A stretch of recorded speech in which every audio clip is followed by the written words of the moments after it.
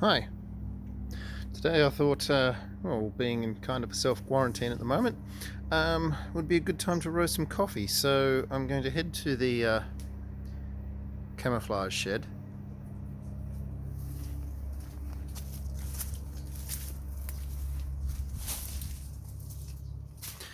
Which is used for many things, storage being one of them. And I'll go through, well, basically what I use to begin with. First of all, old bread maker. I told my wife it will be fine to be used as a bread maker again. No such luck.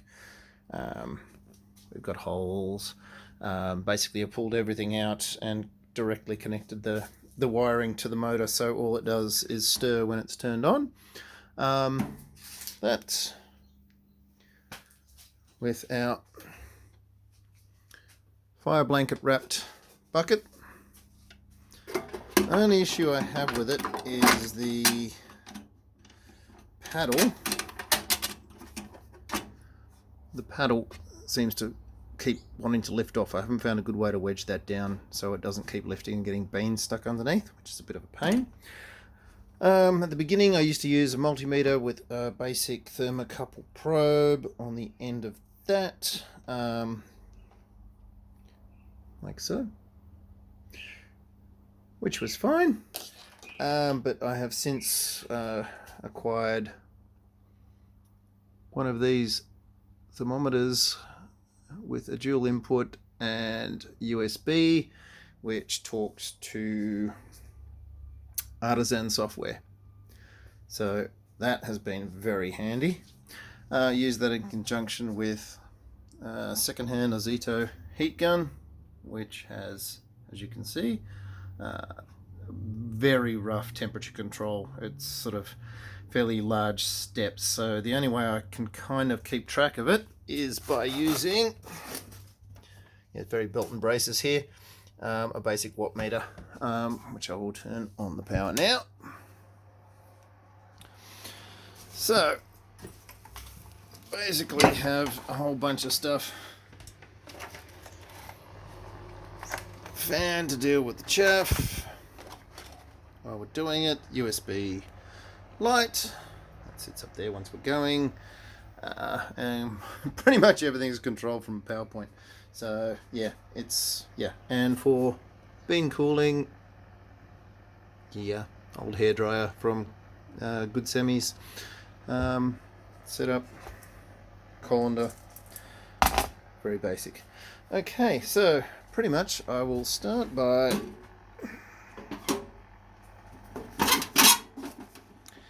getting some heat on, which simply involves plugging in the heat gun. So I pretty much use the watt meter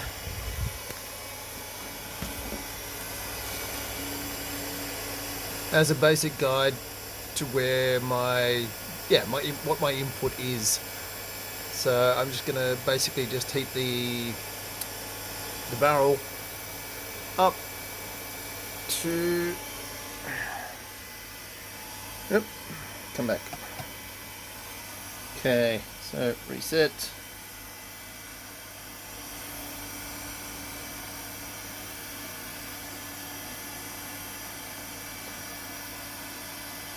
So for this process, I'm using an Asus, basically it's a tablet come notebook. Very useful because it has a touch screen. Yep, there we go. So, start. Might help if we put our temperature probes in. So, short one is our bottom probe. Long one is our top probe. So basically we're looking at temperature of the airflow going in, and this one eventually becomes bean temperature once the beans go in. We will put on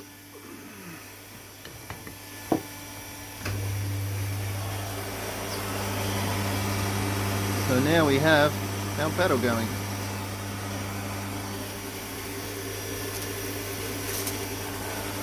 And a little insulated lid. Okay, turn on the PC link. And we now have our 2 temperature readings. Strange, because of the way the airflow works, the bottom temperature raises more quickly, or it starts off hotter than the top airflow temperature, but once the beans are in, that sort of flips over. Obviously because the air comes in, channels around the bottom, so it heats that one up first when there's no beans in there. So we don't want it to get too hot in there because I don't want to scorch beans or anything. So I am going to charge the beans. The lovely thing about Artisan software is that it quite sensibly can tell when you've put the beans in there, obviously noting the temperature drop. So I'll do that now and see whether that shows up on our screen. Let's turn that around so we don't have reflections. Okay.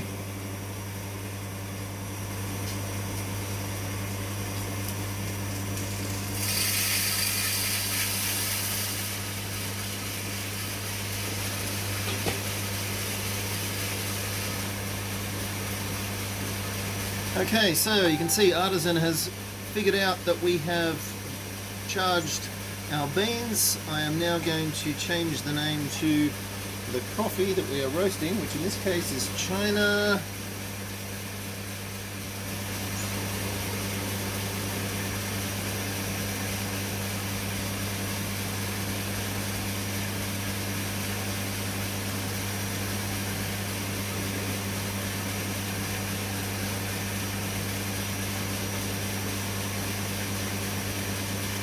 Like so. So, as we can see, it's noted where we've dropped our beans, so we've charged. I am now going to raise the temperature because I don't want to bake the beans. Hang on, I have to do this hand-handed.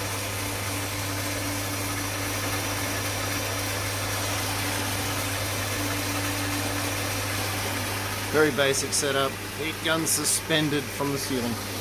Okay, so I'm currently putting about 1200 watts into the beans for drying. I might pump that up a little bit more. I like to run between 1600 and 1300 watts, seems to do the job.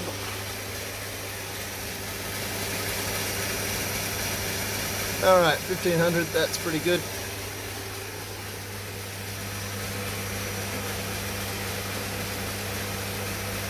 And for the most part, I've been able to follow the suggested curve that Artisan is giving me, the profile, but I tweak it along the way, obviously listening for cracks and so forth. At our current rate of change for our beans, running around 22. That seems pretty healthy.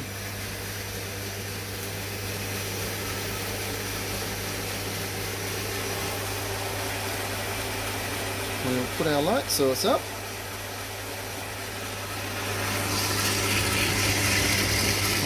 Still pretty got a better view now. You can see that the upper probe stays out of the bean mass and the center of it is pretty much where the airflow is, and the lower probe is under the beans.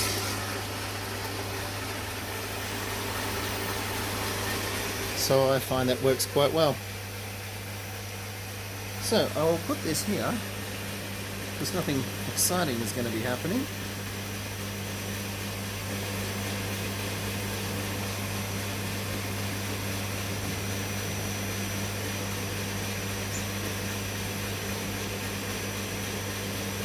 And I can use it as a record of this current roasting session as well. Things I keep handy: leather riggers gloves for handling hot things. I had initial nightmare when I first put this together, in that I had the wrong thermocouple set up in the actual thermometer, and that caused me nightmares because the temperatures just spiked and were way out of where they should have been in Artisan, and that was freaking me out for a while until I realized I had to change the setting. So if you are using something like a Mastech, just make sure you've got the correct settings for whatever thermocouples that you're using. You might note, hang on, bit of excitement, we do actually have some chaff coming out. Now, the interesting thing about having a bread maker set up like this is that I find a lot of the chaff actually collects down beside the actual bread pan, between the bread pan and the sides of the bread maker, which is actually quite cool because it does contain a lot of the chaff. We still have a lot coming out, of course, and that's what the fan is for, and also to stop the heat gun from overheating. Because eventually I vacuum it up or blow it outside.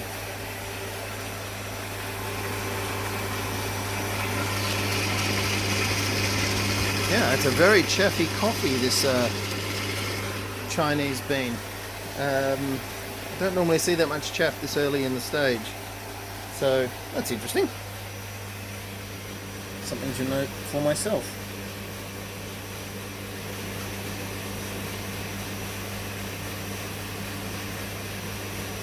I've sort of had a preference since roasting my own of roasting naturals,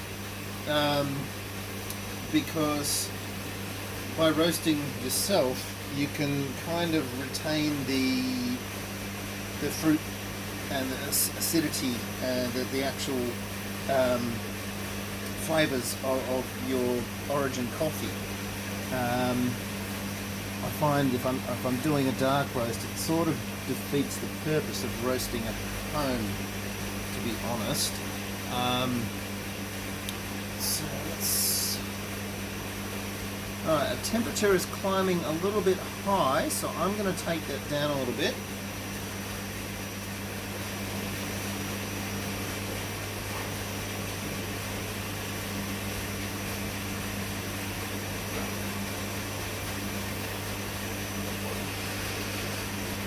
Alright, we've definitely hit the drying end. So Artisan is telling me we should be expecting first crack around the 9-minute mark going on our current progress. The thermocouples are pretty quick at responding to temperature changes.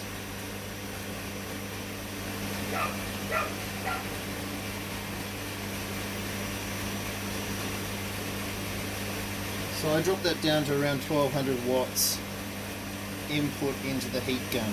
I just leave it on the high fan setting. The low setting drops the power to the heating coils as well, so I just don't find that terribly helpful. So I only change the heat setting on the heat gun. I've also got heat control, obviously, by lifting the little thermal blanket that I made over the top.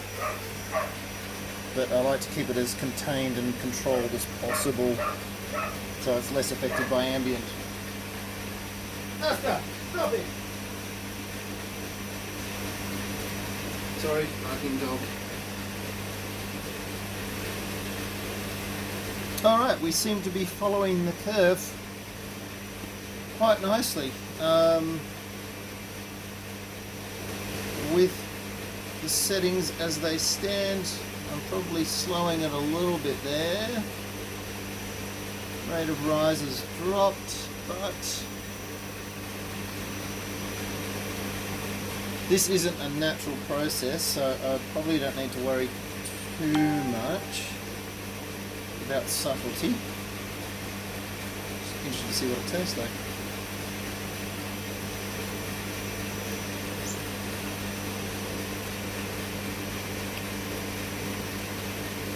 Alright, it's predicting first crack around 10 minutes now. It's a little bit too slow.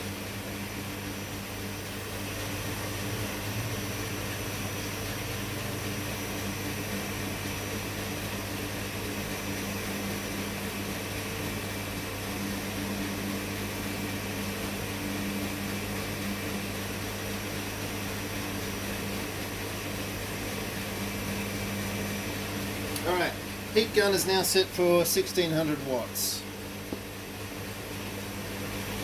Or thereabouts. It's the clearest reading I've actually got on any of this, as far as temperature control goes. So that should keep us in that curve.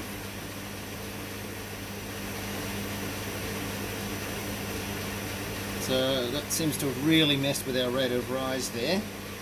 I had a much smoother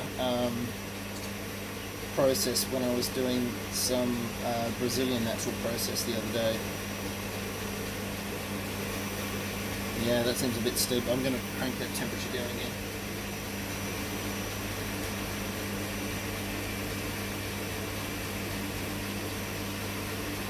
$1400.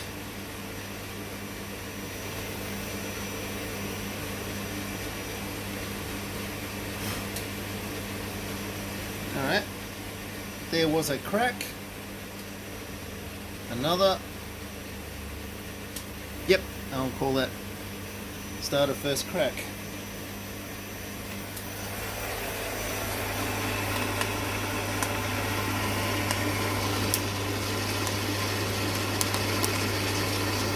That's definitely a crack. So now I'm going to drop the temperature a little bit and extend that development time.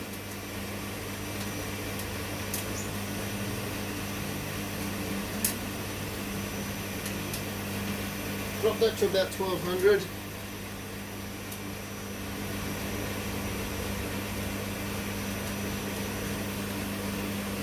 I don't know why, probably think something over red or whatever, but I usually aim for a development time around 20% of the actual roast.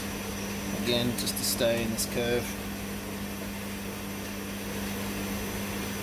I find it actually quite fun to have real-time charting of the process. It's far more intuitive to control it than looking at numbers on a thermometer or just going by eye and colour. It gives you an extra guide as to where you're going with it.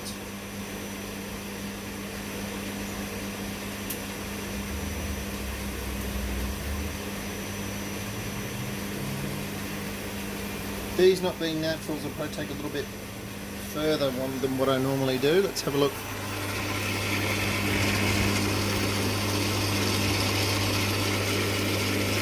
They're getting quite dark for me.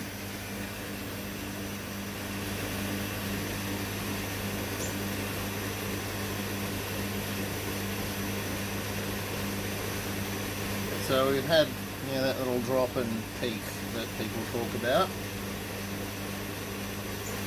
Now temperature's getting a little bit high. 210 I'll pull before they hit 215. In fact, I think I might pull them now. So heat gun off first.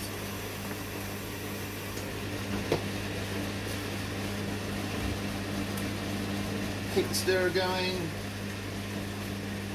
Take out our temperature probes. Put the beam probe in there.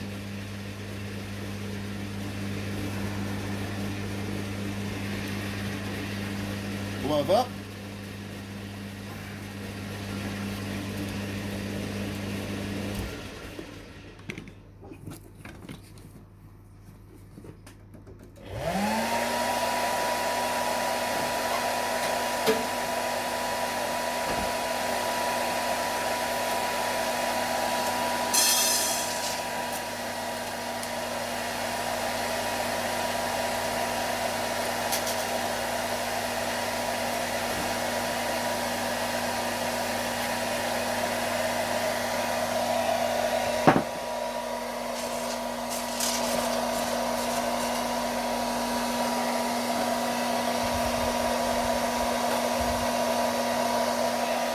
So this is why I use the fan under blowing up, because it pretty much clears all the chaff for me. I think that is a pretty good, fine, even roast.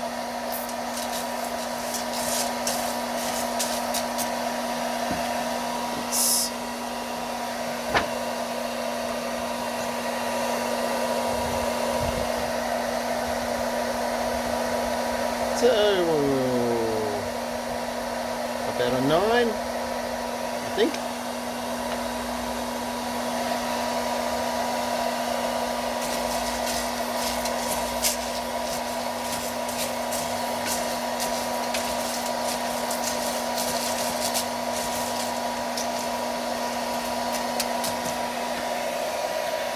Alright, our bean temperature is at 60. Since I put the probe in there, haven't done that before, but thought I'd do that for shits and giggles.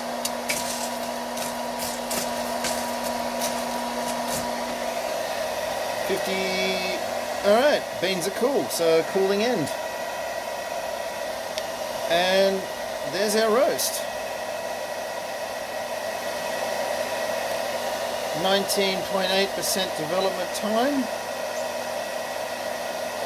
Fairly smooth curve.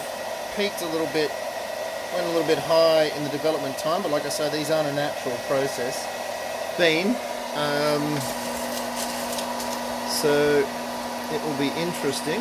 Bit of a wood chip there. We don't want that in the coffee grinder. Thank you.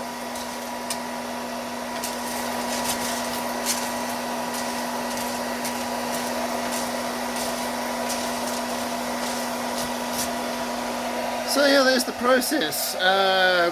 Most of these things are bought from good semis or cash, or not cash converters. Actually, one thing was good semis.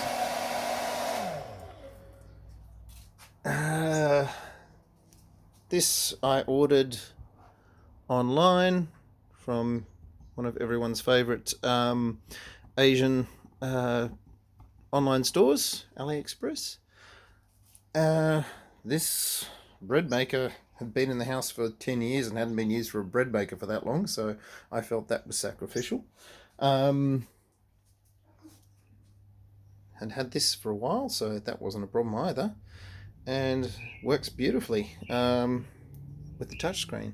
And being fanless, there's no vents, so no problem with sucking in chaff. So it goes back inside and does normal duty.